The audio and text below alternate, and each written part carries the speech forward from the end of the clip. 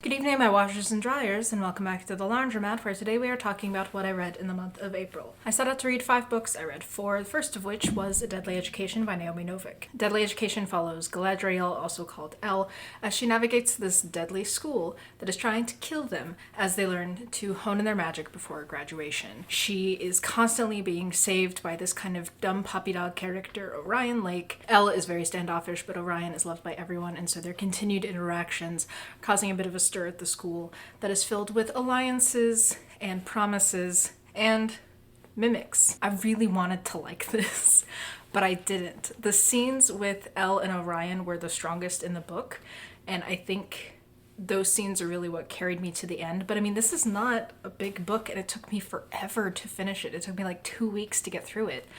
I think because the world building never felt finished. It never felt like we could really get into the story because it seemed like any bit of exposition we got was just about the world itself. And I understand if you have like a world of obscure magic, of weird tests and stuff, you do kind of need a measure of world building as you're going.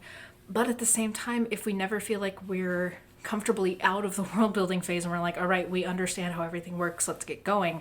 I never felt like I could invest because it's like, okay, what else are we supposed to learn in the next chapter that prevents me from investing? Plus, if you held me at gunpoint and you were like, name any of the other characters and describe any of their personalities, I don't know that I could.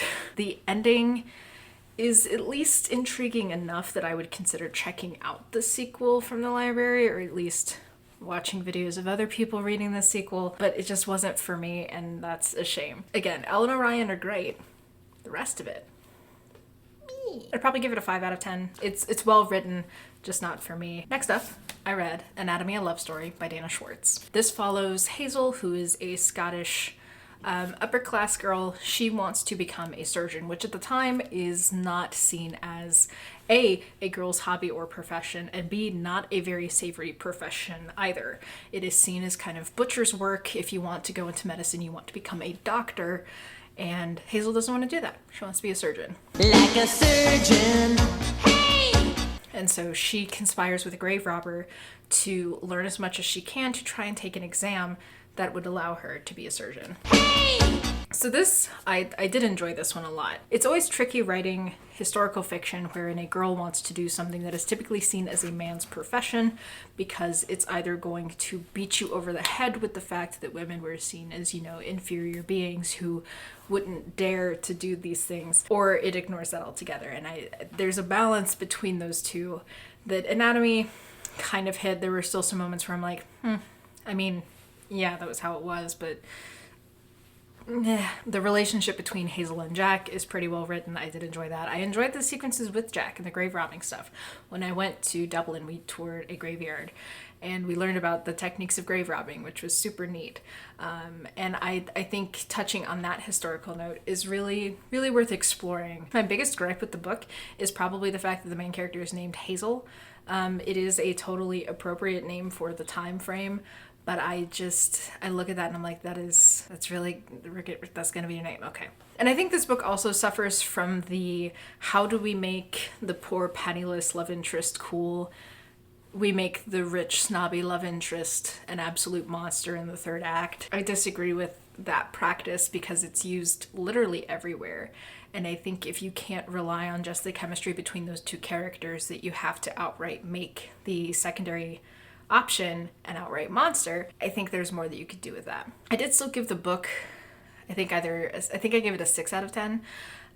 It's kind of younger YA, which is odd to say given the amount of like gore and blood and all of that. But I think if you're really into anatomy, into forensic pathology, I think there's a lot to be enjoyed here. But no, I enjoyed it. It was pretty good. After that, I read Keeper of Night by Kylie Lee Baker, and this was super cool.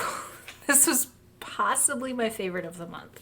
So this is about Ren, who is a half British, half Japanese Reaper Shinigami.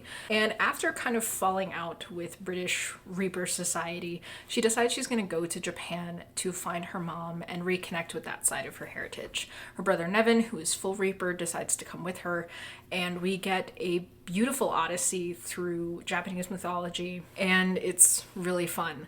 I really adored the descriptions. I loved the use of mythology to create the narrative, and I liked the pacing of it. I really enjoyed the interactions between Ren and Hiro, and how, you know, you can never fully relax around Hiro, but that ends up coming around in a really interesting way. Books like this also tend to fall into this interesting new category of fiction, which is girls doing bad things, girls becoming powerful beings.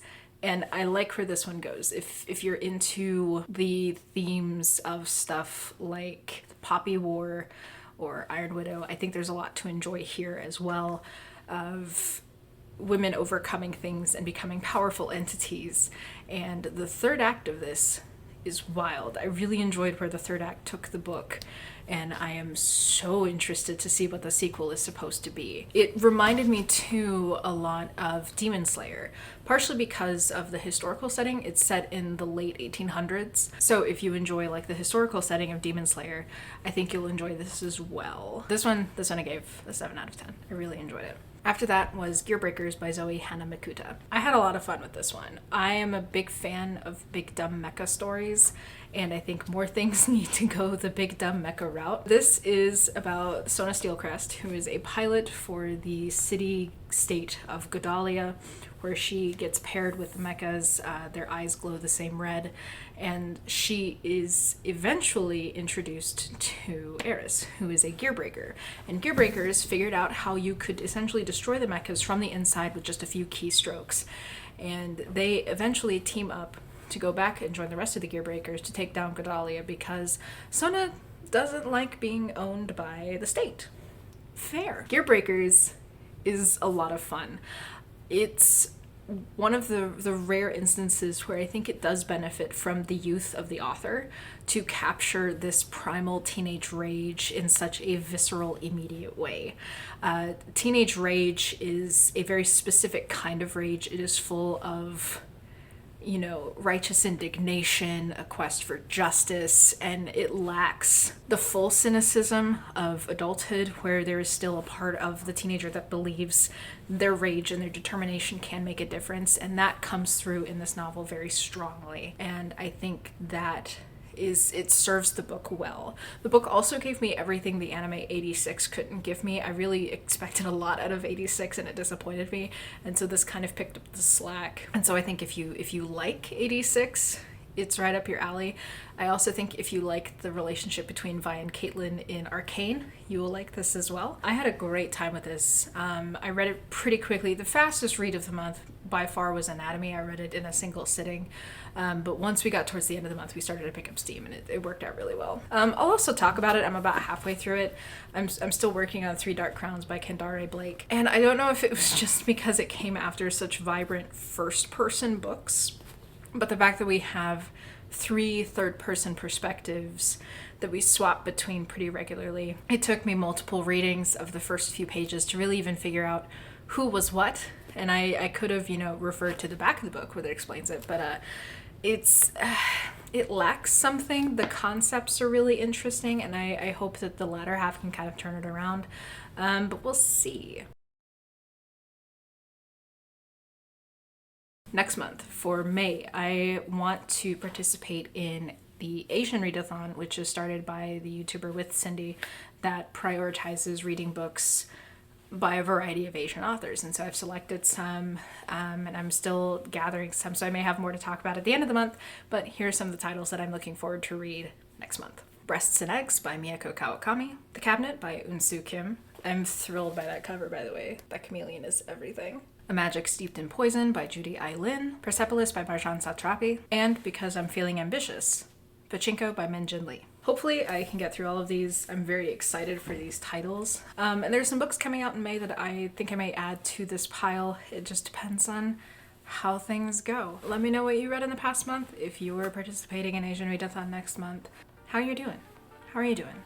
Check on your laundry. It might be done. I hope you're having a lovely, lovely evening, and I will see you all next time.